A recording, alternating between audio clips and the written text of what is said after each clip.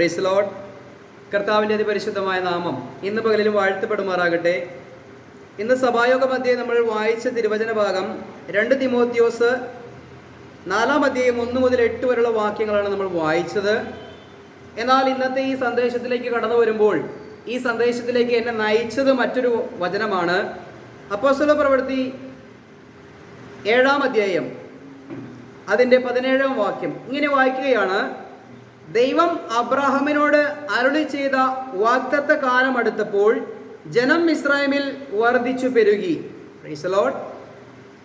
വെറുതെ വായിക്കുമ്പോൾ നമുക്കൊന്നും തോന്നുകയില്ലായിരിക്കുമെങ്കിലും വളരെ ദൈവാത്മാവിൽ ആശ്രയിച്ച് നമ്മളത് വായിക്കുമ്പോൾ വളരെ ഉൾക്കാഴ്ച കിട്ടുന്ന ഒരു വാക്യമായിരുന്നു കഴിഞ്ഞ ദിവസങ്ങളിൽ വായിച്ചപ്പോൾ ഈ വാക്യം എൻ്റെ ജീവിതത്തിൽ ഇടപെട്ടത്. അവിടെ വായിക്കുന്നത് കേട്ടോ: ദൈവം അബ്രാഹത്തോട് അരുളി ചെയ്ത വാഗ്ദത്ത കാലം അടുത്തപ്പോൾ ജനം മിസ്രയീമിൽ വർദ്ധിച്ചു പെരുകി. അപ്പോൾ ദൈവം ഒരു കാര്യം പറഞ്ഞിട്ടുണ്ടെങ്കിൽ, അതിനുവേണ്ടി ഒരു കാലഘട്ടം ദൈവം നിശ്ചയിച്ചിട്ടുണ്ടെങ്കിൽ, ആ കാലഘട്ടം അടുക്കുമ്പോൾ ചില പ്രത്യേക സാഹചര്യങ്ങളെ ദൈവം ക്രമീകരിക്കും.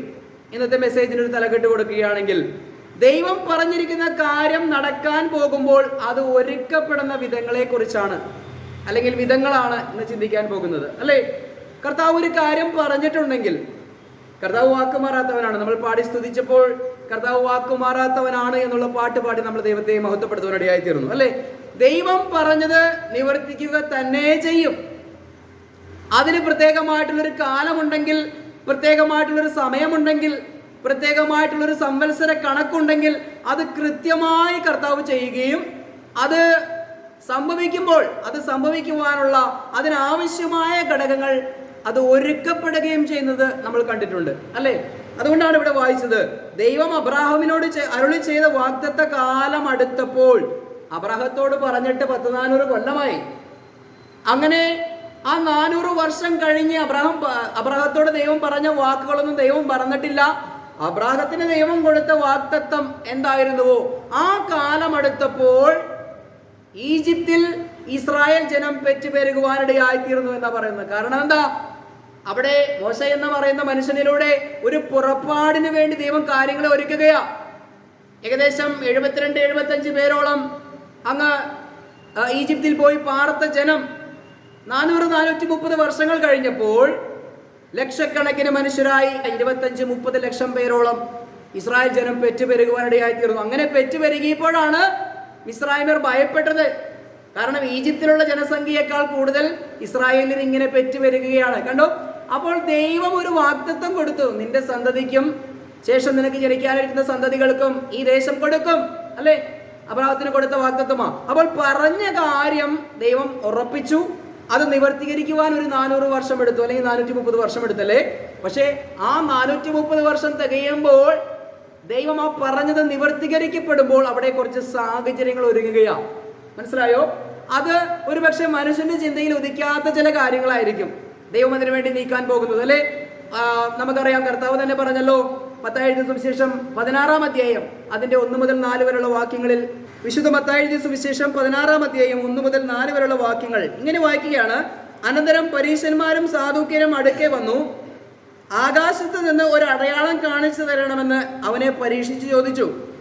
അവരോട് അവൻ ഉത്തരം പറഞ്ഞത്: സന്ധ്യാസമയത്ത് ആകാശം ചുമന്ന് കണ്ടാൽ നല്ല തെളിവാകുമെന്നും രാവിലെ ആകാശം മൂടി ചുമന്ന് കണ്ടാൽ ഇന്ന് മഴക്കോൾ ഉണ്ടാകുമെന്നും നിങ്ങൾ പറയുന്നുവല്ലോ.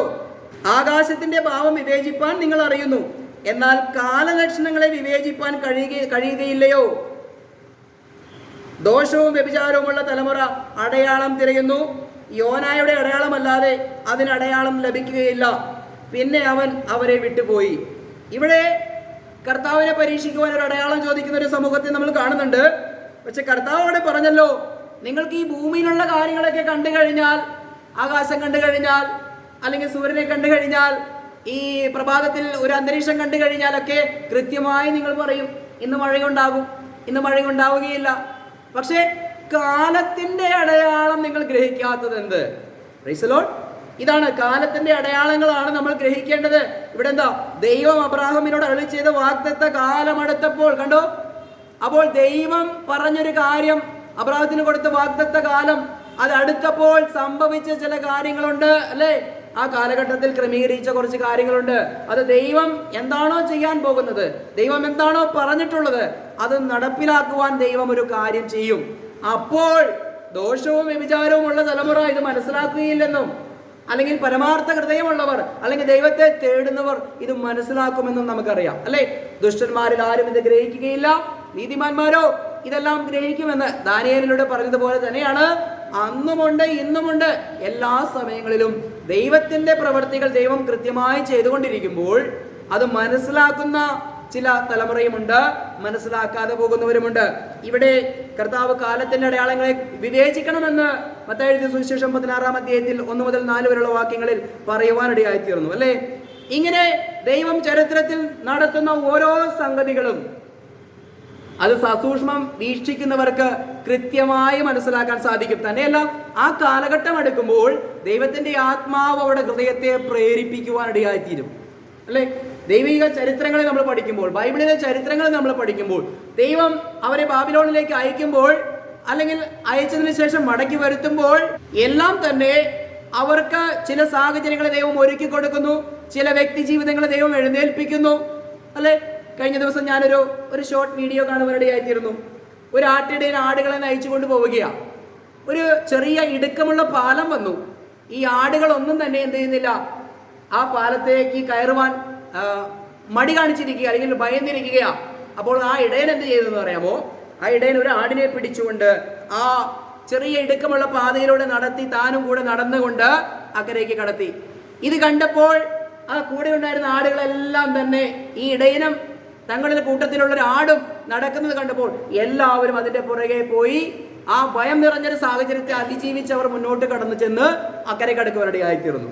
അതിനൊരു ക്യാപ്ഷൻ കൊടുത്തിരിക്കുകയാണ്: നിങ്ങൾ അനേകരെ മനസ്സാന്തരപ്പെടുത്തുവാൻ നോക്കണ്ട, ഒരുവനെ മനസ്സാന്തരപ്പെടുത്തിയാൽ മതി, അല്ലെങ്കിൽ ഒരുവനെ നേർവഴിക്ക് നയിച്ചാൽ മതി, അവനിലൂടെ അനേകർ നേർവഴിക്ക് നടക്കുവാനിടയായിത്തീരും. Price the Lord.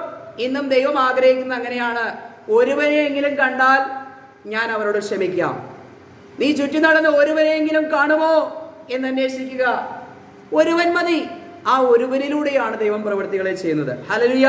അപ്പോൾ ദൈവം ഒരു കാര്യം പറഞ്ഞിട്ടുണ്ടെങ്കിൽ അതിനുവേണ്ടി കാര്യങ്ങൾ കളമൊരുക്കുമ്പോൾ ദൈവം അതിനുവേണ്ടി ചില വ്യക്തി ജീവിതങ്ങളെ എഴുന്നേൽപ്പിക്കും. കൃപയാൽ ഇന്ന് നമ്മുടെ ചെറിയൊരു സഭയെ ദൈവം എഴുന്നേൽപ്പിച്ചത് എന്തിനാണെന്ന് അറിയാമോ? ഈ സത്യം ലോകത്തോട് വിളിച്ചു പറയുവാൻ വേണ്ടിയിട്ടാണ്. അതിനുവേണ്ടി ദൈവം നമ്മെ ഒരുക്കിയിരിക്കുകയാണ്. അപ്പോൾ നമ്മുടെ ഈ പരിമിതമായ സാഹചര്യത്തിൽ നിന്നുകൊണ്ട് ഈ ലോകം മുഴുവനും ഈ സത്യത്തെ വിളിച്ചറിയിക്കുവാൻ ദൈവം നമുക്ക് വലിയൊരു ഉത്തരവാദിത്വം നൽകിയിരിക്കുക. അതുകൊണ്ടാണ് കാലത്തിന്റെ ആ അന്ത്യത്തിൽ അല്ലെങ്കിൽ കർത്താവിന്റെ സഭ റാപ്ചറായി പോകുന്നതിനും അല്പം മുൻപുള്ള സാഹചര്യത്തിൽ ഇത് ലോകത്തോട് വിളിച്ചു പറഞ്ഞ് അനേകരെ ഒരുക്കുവാൻ ഇടയാക്കി തീർക്കുന്നത്. തന്നെയല്ല, ഞാൻ സംസാരിക്കുന്നത് മലയാളത്തിലാണല്ലേ. അപ്പോൾ മറ്റുള്ള ഭാഷക്കാരെങ്ങനെ ഇത് മനസ്സിലാക്കും? എൻ്റെ പ്രിയമുള്ളവരെ, ദൈവം ഇതെല്ലാം ക്രമീകരിച്ചിട്ടിരിക്കുകയാ. എൻ്റെ ഈ മലയാളത്തിൽ പറയുന്ന മെസ്സേജ് അത് വേണമെങ്കിൽ ഇംഗ്ലീഷിൽ കേൾക്കാം, അത് ഏത് ഭാഷയിൽ വേണമെങ്കിലും ആർക്കും കേൾക്കാവുന്ന ഒരു സാഹചര്യം ടെക്നോളജി പരമായി ദൈവം സൃഷ്ടിച്ചിട്ടിരിക്കുക. അതുകൊണ്ട് പറയേണ്ടവൻ ഒരുവനെ ആണെങ്കിൽ പോലും അത് സത്യം പോലെ പറഞ്ഞുകൊണ്ടിരുന്നാൽ മതി, എത്തിക്കിട്ടടുത്ത് ദൈവം എത്തിച്ചോളും. നമുക്കറിയാം, 2000 വർഷങ്ങൾക്ക് മുൻപ് റോമൻ ഗവൺമെന്റ് ലോകത്തെ ഭരിക്കുമ്പോൾ അല്ലെങ്കിൽ മധ്യപൂർവ്വദേശം ഭരിക്കുമ്പോൾ അവിടെ കർത്താവായ യേശു ക്രിസ്തു വന്നിട്ട് എന്താ പറഞ്ഞത്? കാലം തികഞ്ഞു. വിശുദ്ധ മർക്കോസ് എഴുതിയ സുവിശേഷം 1-ാം അധ്യായത്തിന്റെ 14-15 വാക്യങ്ങൾ. എന്നാൽ യോഹന്നാൻ തടവിലായ ശേഷം യേശു ഗലീലയിൽ ചെന്ന് ദൈവരാജ്യത്തിന്റെ സുവിശേഷം പ്രസംഗിച്ചു. കാലം തികഞ്ഞു, ദൈവരാജ്യം സമീപിച്ചിരിക്കുന്നു, മാനസാന്തരപ്പെട്ട സുവിശേഷത്തിൽ വിശ്വസിപ്പീൻ എന്ന് പറഞ്ഞു അല്ലെ? അപ്പോൾ പ്രത്യേകമായിട്ടുള്ളൊരു കാലം തികയുകയാണ്. എന്തിനു വേണ്ടിയിട്ടുള്ള കാലമാണ് തികഞ്ഞത്? ദൈവരാജ്യം സമീപിച്ചിരിക്കുന്നു എന്നുള്ളൊരു കാലഘട്ടം അല്ലെ? പ്രവാചകന്മാരിലൂടെ അല്ലെങ്കിൽ വാഗ്ദത്തങ്ങളിലൂടെ ദൈവം കൊടുത്ത ഒരു അരുളപ്പാട്, ഒരു വാഗ്ദത്തം, അത് തികഞ്ഞപ്പോൾ കൃത്യമായിട്ടുള്ളൊരു കാലത്തിന്റെ പൂർണ്ണതയിൽ കർത്താവായ യേശു ക്രിസ്തു ഇവിടെ കന്യകാജനനത്തിലൂടെ ഭൂജാതനായി തീരുവാനിടയായിത്തീർന്നു അല്ലേ? അപ്പോൾ കർത്താവായ യേശു ക്രിസ്തു പ്രസംഗിക്കുകയാണ്, കാലം തികഞ്ഞിരിക്കുന്നു എന്ന് പറയുക. അപ്പോൾ ഈ കാലം തികഞ്ഞപ്പോൾ ചരിത്രത്തിൽ എന്തൊക്കെ സംഭവിച്ചു? വളരെ ശ്രദ്ധിക്കണമേ. ഇവിടെ സുവിശേഷം ലോകത്തിന്റെ അറുതികൾ വരെ എത്തണം. അതിനുവേണ്ടി എന്തൊക്കെയാണ് സജ്ജീകരണങ്ങൾ ആവശ്യമായിരിക്കുന്നത്? നല്ല റോഡുകൾ വേണം, ലോകം മുഴുവനും അറിയണമെങ്കിൽ ഒരു ഭാഷ വേണം, അല്ലെ? ഈ രണ്ട് കാര്യങ്ങളുമാണ് കാലത്തിന്റെ തികവിൽ ആവശ്യമായിരുന്ന കാര്യം. ഒന്ന്, യാത്ര ചെയ്യുവാനുള്ള സൗകര്യം, ലോകത്തിന്റെ അറുതികൾ വരെ എത്തണം സുവിശേഷം, അതിന് യാത്ര ചെയ്യുവാനുള്ള റോഡുകൾ വേണം. രണ്ടാമത്, മനുഷ്യനിത് പറഞ്ഞാൽ മനസ്സിലാക്കാൻ വേണ്ടിയിട്ടുള്ള ഭാഷ വേണം, അല്ലെ? ഗ്രീക്ക് ഭാഷ, അന്ന് ലോകത്തിൽ പ്രബലമായിട്ടുള്ള ഒരു ഭാഷ ഗ്രീക്ക് ഭാഷയായിരുന്നു. അപ്പോൾ തന്നെ എല്ലാ റോഡുകളും റോമിലേക്ക് എന്നുള്ള ഒരു ചിന്തയോടുകൂടെ ലോകത്തിലെ മുഴുവനും സ്ഥലങ്ങളിലേക്ക് പോകുവാൻ വേണ്ടി റോമാക്കാർ റോഡ് പണിത് വെച്ചു. ഇത് ആർക്ക് പ്രയോജനപ്പെട്ടു? കർത്താവിന്റെ ശിഷ്യന്മാർക്ക് കർത്താവിന്റെ വചനവുമായി പോകുവാൻ ഈ ഭാഷയും ഈ റോഡും പ്രയോജനപ്പെട്ടു. അതുകൊണ്ടാണ് അതിലൂടെ നടന്ന് പൗലോസും പത്രോസും കൂട്ടരും ഒക്കെ ഇങ്ങനെ നടന്ന് കർത്താവിന്റെ സുവിശേഷം ലോകരോട് അറിയിച്ചത്, അല്ലെ? ആകാശത്തിന് കീഴിലുള്ള സകല സൃഷ്ടികളോടും ഞാൻ സുവിശേഷം അറിയിച്ചുവെന്ന് പൗലോസ് പറയുക. പൗലോസ് നിരന്തരമായി യാത്ര ചെയ്യുക. അപ്പോൾ അന്ന് 2000 വർഷം മുൻപ് ഒരു പൗലോസിലൂടെ ലോകം മുഴുവനും സുവിശേഷം എത്തിച്ചപ്പോൾ അതിനു മുൻപ് ദൈവം എന്താ വഴിയൊരുക്കിയത്? റോമാക്കാരെ കൊണ്ട് റോഡുകളും ഭാഷയും ദൈവം റെഡിയാക്കിയിട്ടു. മനസ്സിലായോ ഞാൻ ഈ പറയുന്നത്? എന്നാൽ അതിനുശേഷം ഇന്ന് കർത്താവിന്റെ മധ്യാകാശ വരവടത്തിരിക്കുന്ന ഒരു സാഹചര്യത്തിൽ ഈ ഗ്രേസ് ചർച്ച് പറവൂരിലെ ഏതാനും വ്യക്തി ജീവിതങ്ങളെ ദൈവം എഴുന്നേൽപ്പിച്ചുകൊണ്ട് കാലത്തിന്റെ അന്ത്യത്തിലെങ്കിലും സകല സത്യത്തിലേക്കും വഴി നടത്തുവാൻ വേണ്ടി ഈ ചെറിയ കൂട്ടത്തിന് ദൈവം ഈ പ്രകാശം നൽകിയിരിക്കുക. ദൈവം ഈ പ്രകാശം തന്നു, ഇത് ലോകത്തിലേക്ക് എത്തണമല്ലോ. അപ്പോൾ ദൈവം എന്താ ചെയ്തു വെച്ചിരിക്കുന്നത്? ദൈവത്തിന്റെ വചനത്തിൽ ഒരു കാര്യമുണ്ട്, പറയുമ്പോൾ ആരും തെറ്റിദ്ധരിക്കരുത്. ദുഷ്ടന്റെ അധ്വാനം മുഴുവനും ദൈവഭക്തന് മാറ്റപ്പെടും, അല്ലെങ്കിൽ ദൈവത്തിൽ ആശ്രയിക്കുന്നവർക്ക് വേണ്ടിയാണ് അവൻ പണിയെടുക്കുന്നത് എന്ന് സദർശിവാക്യം പറയുന്നുണ്ട്. കാര്യം മനസ്സിലായോ? ഈ ലോകത്തിലെ ബുദ്ധിമാന്മാർ ദൈവമില്ല എന്ന് പറഞ്ഞുകൊണ്ട്, ദൈവത്തെ വേണ്ട എന്ന് പറഞ്ഞുകൊണ്ട് ഇവർ കുറെ കാര്യങ്ങൾ കണ്ടുപിടിക്കുന്നുണ്ടല്ലേ. പക്ഷെ ഇത് വാസ്തവത്തിൽ ആർക്കാ ഉപകാരപ്പെടുന്നത്? ഇന്ന് ഈ യൂട്യൂബ് എന്ന് പറയുന്ന ടെക്നോളജി, അല്ലെങ്കിൽ സോഷ്യൽ മീഡിയ എന്ന് പറയുന്ന ടെക്നോളജി, അല്ലെ? നമ്മളിവിടെ ഹാളിൽ ഇവിടെ ഇരുന്ന് പ്രസംഗിക്കുന്ന ഈ പ്രസംഗം ലോകത്തിന്റെ അറുതികൾ വരെയും ഇന്നെത്തുകയാ. അപ്പോൾ ദൈവം ഈ ലോകത്തിലെ മനുഷ്യരുടെ അധ്വാനം മുഴുവനും ആർക്കു വേണ്ടി ഒരുക്കിയിരിക്കുക? ഇന്ന് ഞാനിവിടെ നിന്ന് പ്രസംഗിക്കുന്ന ഈ പ്രസംഗം ലോകത്തിന്റെ അറുതികൾ വരെ എത്തുവാൻ തക്കവണ്ണം ദൈവം ഒരു സാഹചര്യം ഒരുക്കിയിട്ടിരിക്കുക. കണ്ടോ ഞാൻ എന്താ പറഞ്ഞു വരുന്നത്? ദൈവം പറഞ്ഞിട്ടുള്ള ഒരു കാര്യം അത് നടപ്പിലാക്കാൻ ദൈവം ഉദ്യമിക്കുമ്പോൾ ഒരുക്കപ്പെടുന്ന നല്ല സാഹചര്യങ്ങളെ കുറിച്ചാ പറയുന്നത്. 1-2 വചനങ്ങളെ നമുക്കൊന്ന് പരിശോധിച്ചിട്ട് ഈ ചിന്തയിലേക്ക് മടങ്ങി വരാം. വിശുദ്ധ ലൂക്കോസ് എഴുതിയ സുവിശേഷം 2-ാം അധ്യായം ഒന്നെടുക്കാം. വിശുദ്ധ ലൂക്കോസ് എഴുതിയ സുവിശേഷം 2-ാം അധ്യായം അതിന്റെ 1 മുതൽ 7 വരെയുള്ള വാക്യങ്ങൾ നമുക്ക് ശ്രദ്ധിക്കണം. നമുക്ക് ഏതാനും വാക്യങ്ങൾ ഇത് വായിക്കാം. അക്കാലത്ത് ലോകമൊക്കെയും പേർവഴി ചാർത്തണമെന്ന് ഓഗസ്തോസ് കൈസറുടെ ഒരു ആജ്ഞ പുറപ്പെട്ടു. കുറേന്യോസ് സുറിയ നാട് വാഴുമ്പോൾ ഈ 1-ാമത്തെ ചാർത്തലുണ്ടായി. എല്ലാവരും ചാർത്തപ്പെടേണ്ടതിന് താന്താന്റെ പട്ടണത്തിലേക്ക് യാത്രയായി. അങ്ങനെ യോസേഫും ദാവീദിന്റെ ഗൃഹത്തിലും കുലത്തിലും ഉള്ളവനാകൊണ്ട് തനിക്ക് വിവാഹം നിശ്ചയിച്ചിരുന്ന മറിയ എന്ന ഗർഭിണിയായ ഭാര്യയോടുകൂടെ ചാർത്തപ്പെടേണ്ടതിന് ഗലീലയിലെ നസ്രത്ത് പട്ടണം വിട്ടു യഹൂദയിൽ ബെത്ലഹേം എന്ന ദാവീദിന്റെ പട്ടണത്തിലേക്ക് പോയി. Price the Lord. പ്രിയമുള്ളവരെ, വളരെ ശ്രദ്ധിക്കേണ്ട, നമ്മൾ ഇന്ന് പ്രസംഗിക്കുന്ന പ്രസംഗത്തിന്റെ ആ വാസ്തവമായ കാര്യം പെട്ടെന്ന് തിരിച്ചറിയാൻ കഴിയുന്ന ഒരു തിരുവചന ഭാഗമാണ് ഇപ്പോൾ ഞാൻ വായിച്ചത്. അപ്പോൾ കർത്താവായ യേശു ക്രിസ്തു എവിടെ ജനിക്കുമെന്നാ പറഞ്ഞിരിക്കുന്നത്? ബെത്ലഹേമിൽ ജനിക്കുമെന്ന പ്രവാചകന്മാർ മുൻകൂട്ടി അരുളി ചെയ്തിരിക്കുന്നത്. എന്നാൽ മറിയം ഗർഭിണിയായി ആ ഏകദേശം ഒരു പ്രസവകാലം എടുക്കുന്ന ഒരു സാഹചര്യത്തിൽ മറിയം എവിടെയാ താമസിക്കുന്നത്? ഗലീലയിലെ നസ്രത്ത് എന്ന് പറയുന്ന ഒരു പട്ടണത്തിൽ താമസിക്കുക. അപ്പോൾ സ്വാഭാവികമായും മറിയം അവിടെ പ്രസവിക്കാൻ സാധ്യതയുണ്ടായിരുന്നു. പക്ഷേ പ്രവചനം നിവർത്തിക്കുവാൻ വേണ്ടി അവിടെ ഒരു നിയമം പുറപ്പെടുകയാണ്. Price the Lord. എന്താണ് നിയമം? അവരുടെ ദേശത്ത് പോയി പേര് വിവരം കൊടുക്കണം. അങ്ങനെ ദാവീദിന്റെ ഗൃഹത്തിലും കുലത്തിലും പെട്ടവനായ ജോസഫ് മറിയയും കൊണ്ട് അങ്ങ് എവിടേക്ക് പോവുകയാണ്? യഹൂദയിലെ ബെത്ലഹേമിലേക്ക് പോവുകയാ. അവിടെ എത്തിയപ്പോൾ എന്താണ് വായിക്കുന്നത്?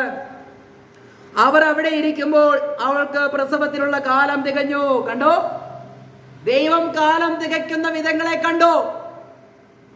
ഇവിടെ ഗലീലയിൽ കിടക്കുന്ന മറിയവും യോസേപ്പും ബെത്ലഹേമിൽ പോയി യേശുക്രിസ്തുവിന് ജനനം നൽകണമെങ്കിൽ ലോകത്തൊരു നിയമം പാസ്സാവുകയാ. കണ്ടോ, സാഹചര്യങ്ങൾ ഒരുക്കപ്പെട്ട്. കണ്ടോ, ഈ നിയമം അവിടെ പാസ്സായില്ല എങ്കിൽ ഈ പ്രവചനവും നിവർത്തിക്കപ്പെടുവാൻ സാധ്യമല്ല. കാരണം വെറുതെ ബെത്ലഹേമിൽ പോകേണ്ട ആവശ്യം അവർക്കില്ല. ഇവിടെ ഇതാ ഒരു കാര്യത്തിന് വേണ്ടി ദൈവം കാര്യങ്ങൾ കളമൊരുക്കുമ്പോൾ ദൈവം പറഞ്ഞത് അങ്ങനെ തന്നെ സംഭവിക്കുവാൻ വേണ്ടി ലോക ചരിത്രത്തിന്റെ ലോകത്തിന്റെ നിയമങ്ങൾ പൊളിച്ചെഴുതണമെങ്കിൽ അതുപോലും എഴുതുവാൻ കഴിവുള്ള ദൈവത്തെയാ നമ്മൾ ആരാധിക്കുന്നത്. Price the Lord. അതുകൊണ്ട് നമ്മുടെ പ്രത്യാശ എന്താ? നമുക്ക് ചെയ്ത വാഗ്ദത്തം എന്താ? അബ്രാഹത്തിന് കൊടുത്ത വാഗ്ദത്തം എന്താ? അബ്രാഹത്തിന് കൊടുത്ത വാഗ്ദത്തത്തിന്റെ കാലം തികയാൻ സമയമായപ്പോൾ ദൈവം അവിടെ കാര്യങ്ങൾ ഒരുക്കിയതുപോലെ നമുക്ക് തന്നിരിക്കുന്ന ഒരു വാഗ്ദത്തമുണ്ട്, കർത്താവിന്റെ മധ്യാകാശ വരവ്. അതിനുവേണ്ടിയുള്ള സാഹചര്യം ഒരുങ്ങുമ്പോൾ ലോകത്തിലുള്ള സകല മനുഷ്യരെയും ഈ സുവിശേഷം അറിയിക്കുവാൻ ദൈവം നമ്മെ എഴുന്നേൽപ്പിച്ചിരിക്കുകയാ. അതിനുവേണ്ടി ഒരുങ്ങുവാനും അല്ലെ ഈ കാലലക്ഷണം കണ്ട് തിരിച്ചറിയുവാനും വലിയൊരു അവസരം ദൈവം നമുക്ക് നൽകിയിരിക്കുകയാ. Price the Lord. ഇതെത്ര പേർക്ക് മനസ്സിലാക്കാൻ സാധിക്കുന്നുണ്ട്? കർത്താവിന്റെ ജനനം ബെത്ലഹേമിൽ ജനിക്കുവാൻ ആ ലോക ചരിത്രത്തിലെ ഒരു നിയമത്തെ കൊണ്ട് സാധിച്ചുവെങ്കിൽ ലോകത്തിലെ സകലത്തെയും ഭരിക്കുന്ന കർത്താവ് അല്ലെ, ദൈവം സ്വർഗത്തിൽ തന്റെ സിംഹാസനം വെച്ചിരിക്കുന്നു, താൻ സകലത്തെയും ഭരിക്കുന്നുവെന്ന് സങ്കീർത്തനത്തിൽ പറഞ്ഞിരിക്കുന്ന പോലെ ദൈവം സകലത്തെയും ഭരിക്കുകയാണ്. ദൈവം പറഞ്ഞ കാര്യം അങ്ങനെ തന്നെ ചെയ്യുകയാണ്. ചെയ്യുവാൻ വേണ്ടി ആ സമയങ്ങളിൽ അല്ലെങ്കിൽ കാലം ആകുമ്പോൾ അത് ദൈവം ചെയ്യുകയാണ്. Price the Lord. ഹല്ലേലൂയ. ലൂക്കോസ് എഴുതിയ സുവിശേഷം 2-ാം അധ്യായത്തിന്റെ 25-ാം വാക്യം മുതൽ താഴേക്ക് വായിക്കുമ്പോൾ പ്രത്യേകമായിട്ടുള്ള സാഹചര്യം നമുക്ക് മനസ്സിലാക്കാൻ സാധിക്കുന്നുണ്ട്. യെരൂശലേമിൽ ശിമിയോൻ എന്നു പേരുള്ളൊരു മനുഷ്യനുണ്ടായിരുന്നു. ഈ മനുഷ്യൻ നീതിമാനും ഇസ്രായേലിന്റെ ആശ്വാസത്തിനായി കാത്തിരിക്കുന്നവനുമായിരുന്നു. അദ്ദേഹം എന്തിനു വേണ്ടി കാത്തിരിക്കുന്നവനായിരുന്നു? ഇസ്രായേലിന്റെ ആശ്വാസത്തിന് വേണ്ടി, ഇങ്ങനെ മശിഹയ്ക്ക് വേണ്ടി കാത്തിരിക്കുന്ന ഒരു മനുഷ്യൻ. ഇന്ന് നമ്മൾ എന്തിനു വേണ്ടി കാത്തിരിക്കുന്നത്? കർത്താവിന്റെ മധ്യാകാശ വരവിന് വേണ്ടി കാത്തിരിക്കുക, പ്രത്യാശയോടുകൂടി കാത്തിരിക്കുക. ഈ ശിമയോൻ 2000 വർഷങ്ങൾക്ക് മുൻപ് എന്തിനു വേണ്ടി കാത്തിരുന്നത്? ഞങ്ങളുടെ അഭിഷിക്തനായ മശിഹ ഈ ലോകത്തിൽ വരും, അവനെ കാണുന്നതുവരെ താൻ മരിക്കുകയില്ല എന്നുള്ള പരിശുദ്ധാത്മാവിന്റെ ഹൃദയത്തിൽ പരിശുദ്ധാത്മാവ് കൊടുത്ത ബോധ്യത്തോടുകൂടെ ഈ മനുഷ്യൻ ഇങ്ങനെ ആഗ്രഹിച്ചിരിക്കുകയാ. താഴേക്ക് വായിക്കാം. പരിശുദ്ധാത്മാവും അവന്റെ മേലുണ്ടായിരുന്നു. കർത്താവിന്റെ ക്രിസ്തുവിനെ കാണും മുൻപേ മരണം കാണുകയില്ല എന്ന് പരിശുദ്ധാത്മാവിൽ അവന് അരുളപ്പാടുമുണ്ടായിരുന്നു. കണ്ടോ, ദൈവത്തെ ആഗ്രഹിച്ചിരിക്കുന്ന ചില വ്യക്തി ജീവിതങ്ങൾ ആ കാലഘട്ടത്തിൽ പലരും ഉണ്ടായപ്പോൾ മഹാപുരോഹിതന്മാരും ശ്രേഷ്ഠന്മാരും അല്ലെങ്കിൽ പരീശന്മാരും നിയമജ്ഞരും സാധുക്യരും ഒക്കെയും ഇങ്ങനെ ഉണ്ടായിരുന്നപ്പോൾ ഇവിടെ ഇതാ ശിമിയോൻ എന്ന് പറയുന്ന ഒരു മനുഷ്യൻ, അവൻ ഇസ്രായേലിന്റെ ആശ്വാസത്തെ പ്രതീക്ഷിച്ച്, ദൈവത്തിന്റെ പുത്രനായ ക്രിസ്തുവിനെ പ്രതീക്ഷിച്ച് ആ വൃദ്ധനായ മനുഷ്യൻ പ്രത്യാശയോട് കൂടി ഇരിക്കുക. അങ്ങനെ ഇരിക്കുന്ന ഒരു മനുഷ്യനാണ് ദൈവത്തിന്റെ ആത്മാവ് അവനോട് പറയുകയാണ്, നീ മരണം കാണുന്നതിന് മുൻപേ ഈ മശിഹയെ കണ്ടിട്ടേ നീ മരിക്കുകയുള്ളൂ. Price the Lord. എത്രയോ വലിയൊരു വാഗ്ദത്തം ആ മനുഷ്യന് പരിശുദ്ധാത്മാവിൽ കൊടുത്തത്. എന്റെ ഹൃദയത്തിലും ദൈവം തന്നിരിക്കുന്ന ഒരു പ്രത്യാശയുണ്ട്. മരണം കാണുന്നതിന് മുൻപേ കർത്താവിന്റെ മധ്യാകാശ വരവിൽ നമ്മൾ രൂപാന്തരപ്പെട്ട് കർത്താവിന്റെ സന്നിധിയിലേക്ക് എടുക്കപ്പെടുമെന്നുള്ളൊരു പ്രത്യാശയാ ദൈവത്തിന്റെ പരിശുദ്ധാത്മാവ് എനിക്ക് നൽകിയിരിക്കുന്നത്. എത്ര പേർക്ക് അങ്ങനെ ഒരു പ്രത്യാശ നൽകിയിട്ടുണ്ട്? ഞാൻ മരണം കാണുന്നതിന് മുൻപേ എന്റെ കർത്താവ് മധ്യാകാശത്തിൽ വരും, ഞാൻ മരണം കാണുന്നതിന് മുൻപേ കർത്താവ് മധ്യാകാശത്തിൽ വന്ന് നമ്മെ രൂപാന്തരപ്പെടുത്തി സന്നിധിയിലേക്ക്, കർത്താവിന്റെ സന്നിധിയിലേക്ക് എടുക്കപ്പെടും. എത്ര പേർക്ക് ആ പ്രത്യാശയുണ്ട്? Price the Lord. എനിക്ക് ആ വലിയ പ്രത്യാശയാണ് ദൈവഹൃദയത്തിൽ തന്നിരിക്കുന്നത്. കർത്താവ് അത് ചെയ്യുമെന്ന് ഞാൻ വിശ്വസിക്കുന്നു. കർത്താവിൽ ഞാൻ വിശ്വസിക്കുകയാണ്. Price the Lord. ഹല്ലേലൂയ. താഴേക്ക് വായിക്കുമ്പോൾ നമുക്ക് കാണാൻ സാധിക്കുന്നുണ്ട്, ആ ശിമയോൻ യേശുക്രിസ്തുവിനെ കാര്യങ്ങൾ എടുത്തുകൊണ്ട് പ്രവചിക്കുന്നുണ്ട്, മറിയത്തോടും പ്രവചിക്കുന്നുണ്ട്. അതിനുശേഷം ആ മനുഷ്യനെ സമാധാനത്തിൽ ദൈവം അയക്കുകയാണ്. അപ്പോൾ തന്നെ അവിടെ ഹന്ന എന്ന് പറയുന്ന ഒരു പ്രവാചികയെ നമ്മൾക്ക് കാണുന്നുണ്ട്. അവളെന്താ ചെയ്യുന്നത്? യെരൂശലേമിന്റെ വീണ്ടെടുപ്പിനെ കാത്തിരുന്ന എല്ലാവരോടും അവനെ കുറിച്ച് പ്രസ്താവിച്ചു. രാവും പകലും ആലയം വിട്ടുപോകാതെ വൃദ്ധയായ 100-ൽ പരം വയസ്സുള്ള ഈ ഹന്ന എന്ന് പറയുന്ന ഈ വ്യക്തി ജീവിതം ദൈവത്തെ ആരാധിച്ചും പാടിയും സ്തുതിച്ചും ആലയം വിട്ടുപോകാതിരിക്കുകയാ.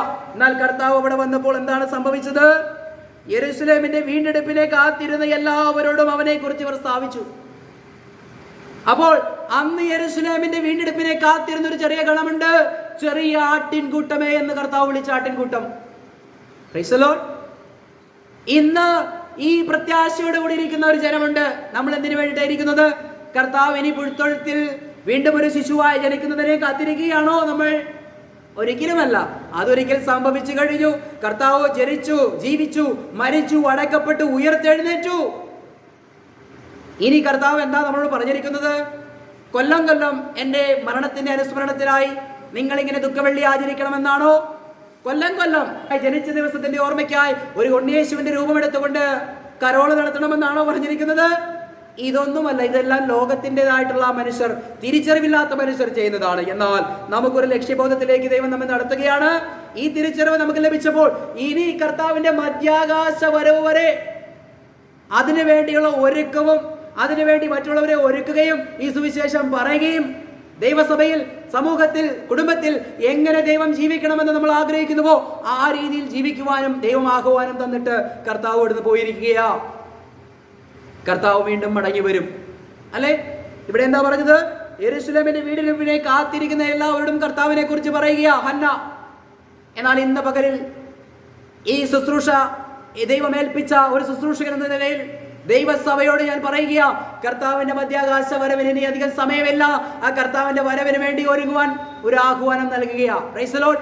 അതിനുവേണ്ടി കാത്തിരിക്കുന്നവരോട്, ഹന്ന പറഞ്ഞതുപോലെ വീണ്ടെടുപ്പിന് വേണ്ടി കാത്തിരിക്കുന്നവരോട്, ഒരു രൂപാന്തരപ്പെട്ട ശരീരത്തിന് വേണ്ടി കാത്തിരിക്കുന്നവരോട് ഞാൻ പറയുക, ദൈവത്തിന്റെ കർത്താവിന്റെ വരവ് ഏറ്റവും സമീപിച്ചിരിക്കുകയാ. Price the Lord. കാലത്തിന്റെ അടയാളങ്ങൾ നമുക്കത് തെളിയിച്ചു തരികയാ. കർത്താവ് ചോദിച്ചില്ലേ, നിങ്ങൾക്ക് ഈ ലോകത്തിലെ കാര്യങ്ങളെല്ലാം അറിയാം, കാളവാലുവക്കിയാലൊക്കെത്തും എല്ലാം നിങ്ങൾക്കറിയാം. പക്ഷേ കർത്താവ് വരുമ്പോൾ, കർത്താവിന്റെ വരവിനുള്ള സമയമെടുക്കുമ്പോൾ, വാഗ്ദത്തം നിവർത്തിക്കാൻ പോകുമ്പോൾ അവിടെ അത് തിരിച്ചറിയുന്ന ഒരു കൂട്ടം, നിങ്ങൾക്കത് തിരിച്ചറിയാൻ കഴിയുന്നില്ലേ എന്ന് കർത്താവ് ചോദിച്ചപ്പോൾ ഈ ദുഷിച്ചതും വ്യഭിചാരമുള്ള തലമുറയ്ക്ക് അടയാളം നൽകുകയില്ല. പ്രിയമുള്ളവരെ, നമുക്കും ഒരു പ്രത്യേകിച്ച് അടയാളങ്ങളൊന്നുമല്ല നമ്മൾ ആവശ്യം. ദൈവത്തിന്റെ വചനത്തിൽ പറഞ്ഞിരിക്കുന്ന സത്യമാണ് നമുക്ക് ആവശ്യം. അപ്പോൾ തന്നെ ഈ സത്യം ഈ സമൂഹത്തിൽ നടക്കുന്നത് കാണുമ്പോൾ അത് നോക്കിക്കാണുവാൻ, കാലത്തിന്റെ അടയാളങ്ങൾ നോക്കിക്കാണുവാൻ കർത്താവ് നമ്മൾ പറഞ്ഞിരിക്കുക. Praise the Lord. ഹല്ലേലൂയ. ഇനിയാണ് നമ്മൾ വായിച്ച തിരുവചന ഭാഗത്തിലേക്ക് ഒന്ന് കടന്നു വരികയാണ്. 2 തിമോത്തിയോസ് 4-ാം അധ്യായം 1 മുതൽ 8 വരെയുള്ള വാക്യങ്ങളാണ് നമ്മൾ വായിച്ചത്. ഇവിടെയും ഒരു പ്രത്യേക കാലഘട്ടത്തെ കുറിച്ച് കർത്താവ് പറഞ്ഞു. നമ്മളിപ്പോൾ ചിന്തിച്ച വിഷയം എന്താണ്? ദൈവം പറഞ്ഞിരിക്കുന്ന കാര്യം നടക്കാൻ പോകുമ്പോൾ അത് ഒരുക്കപ്പെടുന്ന വിധങ്ങൾ. കർത്താവിന്റെ ജനനത്തെക്കുറിച്ച്, ബെത്ലഹേമിൽ ജനിക്കുമെന്നതിന് ആ പ്രവചനം നിവർത്തിക്കുവാൻ ഒരുക്കപ്പെട്ട ലോക ചരിത്രവും സാഹചര്യവും നമ്മൾ ചിന്തിച്ചു. അപ്പോൾ തന്നെ കർത്താവിന്റെ അഭിഷിക്തനെ കാണുന്നതുവരെ മരിക്കുകയില്ല എന്നുള്ള വാഗ്ദത്തം കിട്ടിയ ശിമയോൻ ആത്മാവിൽ പ്രേരിതനായി കർത്താവായ യേശുക്രിസ്തുവിനെ 8-ാം നാളിൽ പരിച്ഛേദനയ്ക്കായി കൊണ്ടുവരുമ്പോൾ അവിടെ ആലയത്തിലേക്ക് കടന്നു വരുന്ന വിധങ്ങളെ നമ്മൾ കണ്ടു, അല്ലെ? പരിശുദ്ധാത്മാവിൽ അവരുടെ ഹൃദയത്തിൽ ഒരു താല്പര്യം തോന്നുകയാ, അല്ലെ? ഹൃദയത്തിൽ താല്പര്യം തോന്നിച്ചവരൊക്കെയും സമാഗമന കൂടാരത്തിന്റെ നിർമ്മാണത്തിനായി സാധനങ്ങൾ കൊണ്ടുവന്നു എന്ന് ദൈവത്തിന്റെ വചനത്തിൽ കാണുകയാണ്. അപ്പോൾ ഹൃദയത്തിൽ താല്പര്യവും ഹൃദയത്തിൽ ഉത്സാഹവും ദൈവത്തിന്റെ ആത്മാവിനാലുള്ള ഒരു പ്രേരണയിൽ ലഭിക്കുമ്പോഴാണ് ഹൃദയം നിറയുന്നതല്ലോ അതരം പ്രസ്താവിക്കുന്നത്. നമ്മുടെ ഹൃദയത്തിൽ എന്താണോ അതായിരിക്കും നമ്മൾ സംസാരിക്കുന്നത്. ഒരു വ്യക്തിയെ നമുക്ക് സമീപത്ത് കിട്ടുമ്പോൾ ആ വ്യക്തിയോട് സംസാരിക്കുമ്പോൾ അവരുടെ ഹൃദയത്തിൽ എന്താണോ ഉള്ളത് നമുക്കറിയാം, അല്ലെ? അവരെന്താണോ സംസാരിക്കുന്നത് അതാണ് അവരുടെ ഹൃദയത്തിലുള്ളത്. മനസ്സിലായോ? നമ്മളെന്താണോ ദൈവം നമ്മുടെ ഹൃദയത്തിൽ തന്നത്, ക്രിസ്തുവിന്റെ രക്തത്താൽ കഴുകൽ പ്രാപിച്ച് വിടുതൽ പ്രാപിച്ച് രക്ഷിക്കപ്പെട്ട ദൈവത്തിന്റെ യഥാർത്ഥ സഭയുടെ ഹൃദയത്തിൽ എന്താണ് ഇപ്പോഴുള്ളത്? കർത്താവിന്റെ വരവിനെ കുറിച്ചുള്ള പ്രത്യാശയാണോ, അതോ ഈ ലോകത്തിൻ്റെതായിട്ടുള്ള കാര്യങ്ങൾക്ക് വേണ്ടി ഓടുന്ന ഒരു സാഹചര്യമാണോ ഉള്ളത്? Price the Lord. നമുക്ക് വായിക്കാം. 2 തിമോത്തിയോസ് 4-ന്റെ 3-ാം വാക്യത്തിൽ പറയുകയാണ്, അവർ പത്യോപദേശം പൊറുക്കാതെ കർണരസമാകുമാറ് സ്വന്തം മോഹങ്ങൾക്കൊത്തവണ്ണം ഉപദേശക്കന്മാരെ പെരുക്കുകയും സത്യത്തിന് ചെവി കൊടുക്കാതെ കെട്ടുകഥകൾ പന്തിരിക്കുകയും ചെയ്യുന്ന കാലം വരും.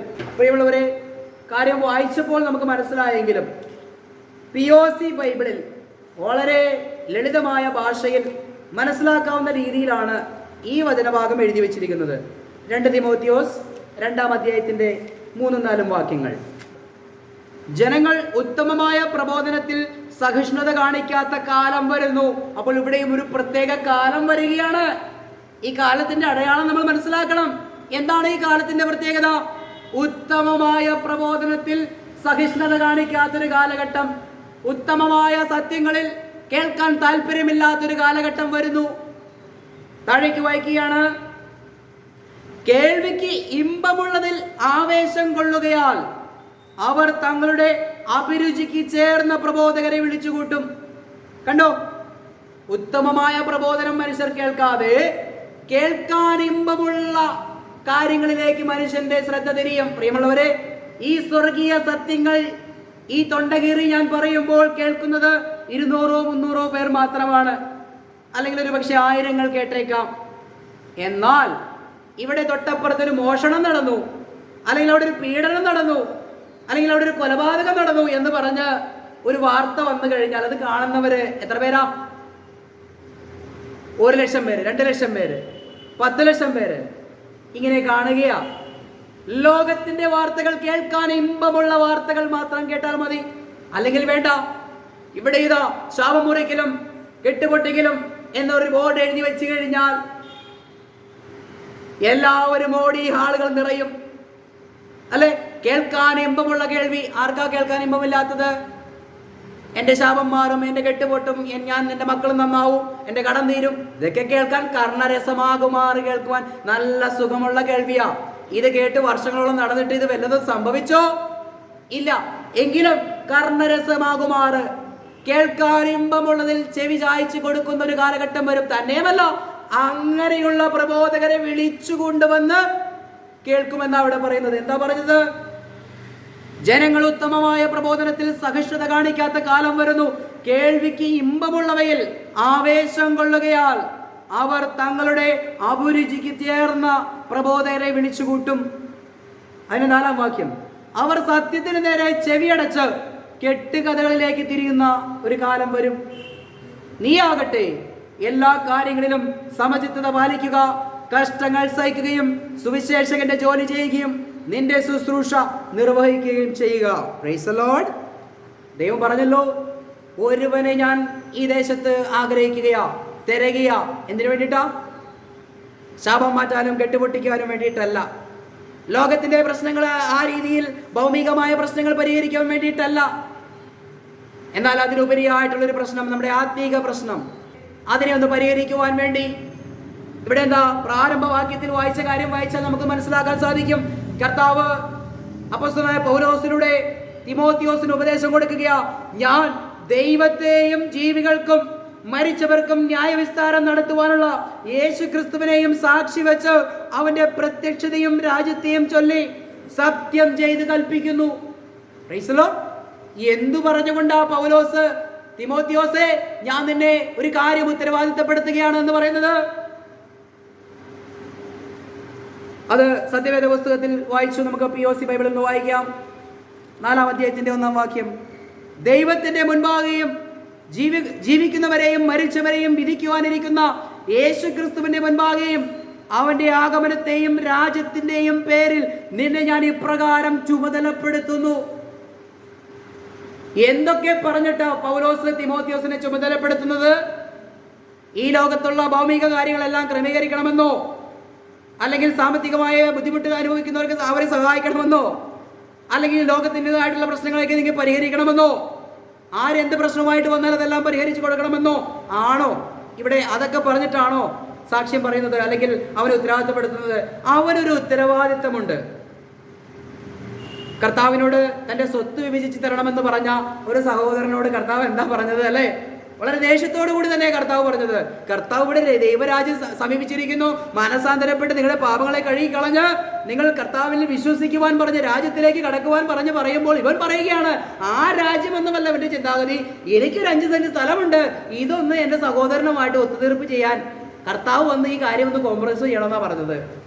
കർത്താവിന് ഇത് കേട്ടപ്പോൾ നമ്മുടെ ഭാഷയിൽ പറഞ്ഞാൽ പെരുവരിൽ നിന്ന് അരിച്ചു കയറിയിട്ട് വന്നു. എന്നിട്ട് കർത്താവ് എന്താ ചോദിച്ചത്? നിന്റെ സ്വത്ത് വിഭാഗിക്കാനാണോ ദൈവം എന്നെ ഏൽപ്പിച്ചിരിക്കുന്നത് എന്നാണ് കർത്താവ് ചോദിച്ചത്. ഞാനത് എൻ്റെ ഭാഷയിൽ പറഞ്ഞു എന്നത് മാത്രമേ ഉള്ളൂ. നിന്റെ ഈ ഭൗമിക കാര്യം തീർക്കുവാനല്ല ഞാൻ വന്നത്. അപ്പോൾ തന്നെ കർത്താവ് ഒരു കാര്യം പറഞ്ഞു, ആദ്യം ദൈവത്തിന്റെ രാജ്യവും നീതിയും നിങ്ങൾ അന്വേഷിക്കേ, അതോടൊപ്പം നിങ്ങൾക്ക് ആവശ്യമായത് തരാമെന്ന് പറഞ്ഞിട്ടാണ് അവിടെ നിൽക്കുന്നത്. അപ്പോൾ ഇവൻ പറയുകയാണ്, ഈ ദൈവരാജ്യമോ അല്ലെങ്കിൽ തൃപ്തിയൊന്നും അവന് വേണ്ട. അവൻ ഇപ്പോഴുള്ള സ്വത്ത് സഹോദരനെ കൂടി വേണം അവന്. അതിന് കർത്താവ് ഇവിടെ നിന്ന് ഇതൊന്ന് പരിഹരിക്കണം.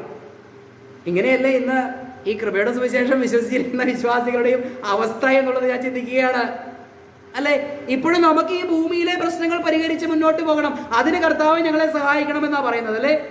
അപ്പോൾ കർത്താവ് എല്ലാ പ്രശ്നത്തിന്റെയും പരിഹാരകൻ എന്നുള്ളൊരു ബോർഡ് വെച്ച് കഴിഞ്ഞാൽ നിങ്ങളുടെ അയൽപക്കക്കാരുമായിട്ടുള്ള അതിർത്തി തർക്കം കർത്താവ് തീർത്തു തരും എന്ന് പ്രസംഗിച്ചാൽ, നിങ്ങളുടെ സാമ്പത്തികമായിട്ടുള്ള എല്ലാ ബുദ്ധിമുട്ടുകളും കർത്താവിൽ വിശ്വസിച്ചാൽ നിങ്ങൾക്ക് ലഭിക്കുമെന്ന് പ്രസംഗിച്ചാൽ, നിങ്ങളുടെ എല്ലാ രോഗങ്ങളും കർത്താവ് എടുത്തു കളയുമെന്ന് പ്രസംഗിച്ചാൽ, കേൾവിക്ക് ഇമ്പമുള്ളതിൽ പ്രസംഗിച്ചാൽ അത് കേൾക്കുവാൻ ഉത്സാഹമുള്ളൊരു തലമുറയാണ് നമ്മൾ കാണുന്നത് അല്ലേ.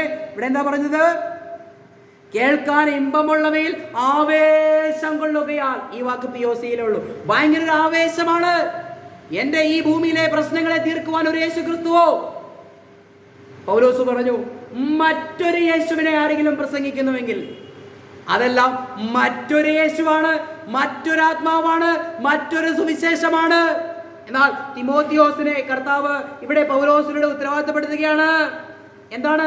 ദൈവരാജ്യത്തെ ചൊല്ലിയും ഏൽപ്പിക്കപ്പെട്ട സുവിശേഷത്തെ ചൊല്ലിയും കർത്താവിന്റെ ആ കടന്നുവരവിനെ ചൊല്ലിയും അല്ലെ. ഇവിടെ എങ്ങനെയല്ല പറയുന്നത്? അവന്റെ പ്രത്യക്ഷതയും രാജ്യത്തെയും ചൊല്ലി ഞാൻ നിന്നെ ഉത്തരവാദിത്തപ്പെടുത്തുന്നു, ഞാൻ നിന്നെ ചുമതലപ്പെടുത്തുന്നു എന്നാണ് POC ബൈബിളിലുള്ളത്. അപ്പോൾ നമ്മുടെ ഉത്തരവാദിത്വവും ചുമതലയും നമ്മുടെ പ്രത്യാശയും അല്ലെങ്കിൽ ദൈവം ആഗ്രഹിക്കുന്ന കാര്യങ്ങൾ എന്തൊക്കെയാ? ക്രിസ്തുവിന്റെ ശരീരമാകുന്ന സഭയോടുള്ള ബന്ധത്തിലായിരിക്കണം. കർത്താവിന്റെ ആ സഭയോടുള്ള ബന്ധത്തിൽ ദൈവം എന്താണോ സഭയ്ക്ക് കൈമാറുവാൻ ആഗ്രഹിക്കുന്നത് അതായിരിക്കണം നമ്മുടെ ലക്ഷ്യം. പക്ഷേ ഇവിടെ ഒരു കാര്യം കൂടി പൗലോസ് പറഞ്ഞു. ആ ഉത്തമമായ പ്രബോധനത്തിന് ചെവി ചായ്ക്കാത്ത കാലം വരുന്നു. കെട്ടുകഥയും അങ്ങനെയുള്ള കേൾവികളും കേൾക്കുവാൻ ഇമ്പമുള്ള ആ ശബ്ദം കേൾക്കുവാൻ തിരിയുന്ന ഒരു കാലം വരും. അങ്ങനെ ഒരു കാലഘട്ടത്തിലാണ് നമ്മൾ വന്നെത്തിയിരിക്കുന്നത്. പ്രിയമുള്ളവരെ, ഞാൻ എന്താ ഇപ്പോൾ പ്രസംഗിച്ചുകൊണ്ടിരിക്കുന്നത്? ദൈവം പറഞ്ഞ ഒരു കാര്യം നിവർത്തിക്കപ്പെടുമ്പോൾ, ആ സാഹചര്യമാകുമ്പോൾ അതിനുള്ള കാലഘട്ടം ഒരുങ്ങും. ഒരു കൂട്ടർക്ക് വിശ്വസിച്ച് ആ കർത്താവിന്റെ വരവിൽ എടുക്കപ്പെടുവാനും, മറുകൂട്ടർക്ക് ഭൗതികമായിട്ടുള്ള ചുറ്റുപാടിൽ ഒരു കെണി പോലെ അകപ്പെട്ടുകൊണ്ട് ഇതൊന്നും വിശ്വസിക്കുവാനോ കേൾക്കുവാനോ കഴിയാതെ ഇമ്പമുള്ളതിന്റെ പുറകെ പോകുവാനുള്ളൊരു കാലഘട്ടം വരും. നാശത്തിലേക്ക് പതിക്കുന്നൊരു ജനം, വിശാല മാർഗത്തിലേക്ക് നടക്കുന്നവർ അനേകരാണ്. ജീവന്റെ വചനം കണ്ടെത്തുന്നവരോ അത് ചുരുക്കം. Price the Lord. ആ ചുരുക്കം പേരിൽ എണ്ണപ്പെട്ട് നമ്മൾ കർത്താവിന്റെ ആ പ്രത്യാശയിൽ ഇരിക്കുമ്പോൾ ഒരു കാര്യം നമ്മൾ മനസ്സിലാക്കണം. ദൈവം ചെയ്യാൻ പോകുന്ന അടുത്ത കാര്യം എന്തെന്ന് നമുക്ക് മനസ്സിലാക്കിയിരിക്കണം. കാലത്തിന്റെ അടയാളങ്ങൾ നമുക്ക് തിരിച്ചറിഞ്ഞിരിക്കണം. ആ കാലഘട്ടം ഏതാ? ഇന്ന് നമ്മൾ ഏത് കാലഘട്ടത്തിലാണ് വന്നെത്തിയിരിക്കുന്നത്? ഏത് സമയത്തും കർത്താവിന്റെ മധ്യാകാശ വരവ് സംഭവിക്കുമെന്നുള്ള ആ കാലഘട്ടത്തിലാണ് വന്നെത്തിയിരിക്കുന്നത്. അപ്പോൾ നമ്മുടെ ശ്രദ്ധ മുഴുവനും എങ്ങോട്ടായിരിക്കണം? കർത്താവിന്റെ ആ വരവിന് വേണ്ടിയായിരിക്കണം. ഇങ്ങനെ പ്രസംഗിച്ചപ്പോഴാണ് ആദിമ നൂറ്റാണ്ടിലെ മനുഷ്യർ എന്നാ പിന്നെ കർത്താവ് വരാൻ പോവുകയാണല്ലോ, എന്നാ ഒരു പണിക്കും പോകണ്ട, കർത്താവിന്റെ വരവിന് വേണ്ടി കാത്തിരിക്കാം എന്ന് പറയുന്നവരോടും കർത്താവ് പറയുകയാണ്, സ്വന്തം കുടുംബത്തെ നോക്കാത്തവൻ അവിശ്വാസിയേക്കാൾ ഹീനനാണ്.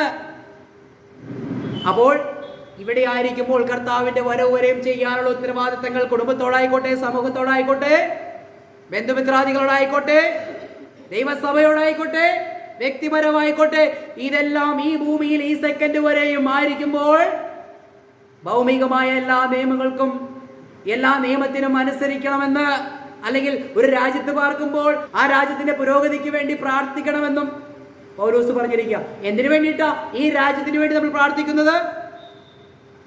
2-3 കാര്യങ്ങളുണ്ട്. ഒന്ന്, ഈ രാജ്യത്തിലുള്ള എല്ലാവരും കർത്താവിൽ വിശ്വസിച്ച് കർത്താവിന്റെ വരവിൽ എടുക്കപ്പെടണം. ഈ സത്യം മുഴുവനും എല്ലാവരും മനസ്സിലാക്കി കർത്താവിന് വേണ്ടി ഒരുക്കപ്പെടണം, അല്ലെ? അതൊരു കാര്യം. ഇനി കർത്താവിന്റെ വചനം കേട്ടിട്ടും ഇവരൊന്നും നേരെ ചൊവ്വായില്ലെങ്കിൽ പോലും നമുക്ക് സ്വസ്ഥതയുള്ള ഒരു ജീവിതം കിട്ടുവാൻ ഈ രാജ്യത്തിന് വേണ്ടി പ്രാർത്ഥിക്കുവാൻ കർത്താവ് പറഞ്ഞിട്ടുണ്ട്. തിമോത്തിയോസിനോട് പറഞ്ഞിട്ടുണ്ട്, ജെറമിയ പ്രവാചകന്റെ കാലത്തും പറഞ്ഞിട്ടുണ്ട്. ജെറമിയ പ്രവാചകനോട് പറഞ്ഞു, നിങ്ങൾ അടിമകളായി പോകുന്ന ഈ ദേശമുണ്ടല്ലോ, ബാബിലോൺ രാജ്യം, ആ രാജ്യത്തിന് വേണ്ടി നിങ്ങൾ പ്രാർത്ഥിക്കണം. കാരണം അവിടുത്തെ സമ്പൽ സമൃദ്ധിയാണ് നിങ്ങൾക്ക് അവിടെ അനുകൂലമായി ജീവിക്കുവാനുള്ള സാഹചര്യം ഉണ്ടാക്കി തരിക. എന്തിനു വേണ്ടിയിട്ടാ അവർക്ക് വേണ്ടി പ്രാർത്ഥിക്കാൻ പറഞ്ഞേ? മാനസാന്തരപ്പെടണമെങ്കിൽ മാനസാന്തരപ്പെടട്ടെ. അങ്ങനെ അവർ മാനസാന്തരപ്പെട്ടില്ലെങ്കിലും മാനസാന്തരപ്പെട്ട നിങ്ങൾക്ക് സ്വസ്ഥതയുണ്ടാവണമെങ്കിൽ നിങ്ങൾ അവർക്ക് വേണ്ടി പ്രാർത്ഥിക്കണം. ഭരണാധികാരികൾക്കും നേതാക്കന്മാർക്കും ഉന്നത സ്ഥാനീയർക്കും വേണ്ടി നിങ്ങൾ പ്രാർത്ഥിക്കുവാൻ തിമോത്തിയോസിനോട് പൗലോസ് പറയുന്നുണ്ട്. നമുക്കും പ്രാർത്ഥിക്കാം ദേശത്തിന് വേണ്ടി. ഇവരെല്ലാവരും രക്ഷിക്കപ്പെട്ട് കർത്താവിന്റെ വരവിൽ എടുക്കപ്പെടട്ടെ. അതല്ല, ഇതൊക്കെ പറയുമ്പോൾ ഇതുപോലെ വക്രതയുള്ള തലമുറയായി മാറ്റപ്പെടുകയാണെങ്കിൽ അപ്പോഴും അവർക്ക് വേണ്ടി പ്രാർത്ഥിച്ചോ. നമ്മുടെ ദേശത്ത് ദൈവം സ്വസ്ഥത തരുമ്പോൾ നമുക്ക് സ്വസ്ഥമായിരിക്കാൻ പറ്റും. Price the Lord. ആ ഒരു കാലഘട്ടത്തിലാണ് നമ്മളായിരിക്കുന്നത്.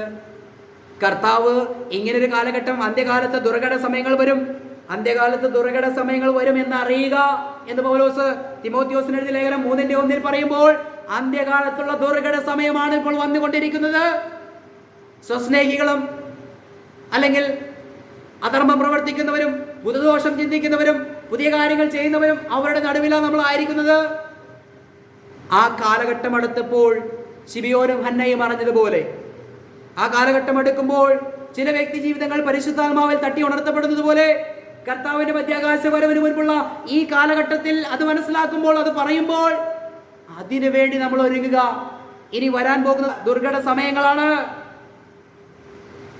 കഷ്ടപ്പെടുന്ന ഒരു സമയങ്ങളിലാണ് നമ്മൾ മുന്നോട്ട് പോയിക്കൊണ്ടിരിക്കുന്നത്. മനുഷ്യന് ജീവിക്കാൻ പറ്റാത്ത സാഹചര്യത്തിൽ മുന്നേറിപ്പോയിക്കൊണ്ടിരിക്കുക. പക്ഷെ അവിടെയും നമുക്ക് സ്വസ്ഥമായി കർത്താവിൽ വിശ്വസിച്ചിരിക്കുന്ന ദൈവമക്കൾക്ക് നമ്മളെ ദൈവം ക്രോധത്തിനല്ല വെച്ചിരിക്കുന്നത്. കർത്താവ് മധ്യാകാശത്തിൽ വന്ന് നമ്മളെ ചേർക്കുവാൻ വേണ്ടിയിട്ടാണ് നമ്മൾ വെച്ചിരിക്കുന്നത്. Price the Lord. അതിനുവേണ്ടി ഒരുങ്ങുകയും കാലഘട്ടം തിരിച്ചറിയുകയും ദൈവം അതിനുവേണ്ടി പ്രവർത്തിക്കുമ്പോൾ, നമ്മയൊക്കെ എടുത്ത് ദൈവം ഉപയോഗിക്കുമ്പോൾ ഇത് ദൈവത്തിന്റെ പ്രവൃത്തിയാണ് എന്ന് എന്നെ കേൾക്കുന്ന പ്രിയപ്പെട്ടവരും മനസ്സിലാക്കി അതിനുവേണ്ടി ഒരുങ്ങുവാനുമുള്ള ആഹ്വാനം ചെയ്തുകൊണ്ട് ഞാൻ എൻ്റെ വാക്കുകൾ നിർത്തുന്നു. ഈ വാക്കുകളാൽ, വചനങ്ങളാൽ ദൈവം നമ്മെ ശക്തീകരിക്കട്ടെ. Price the Lord.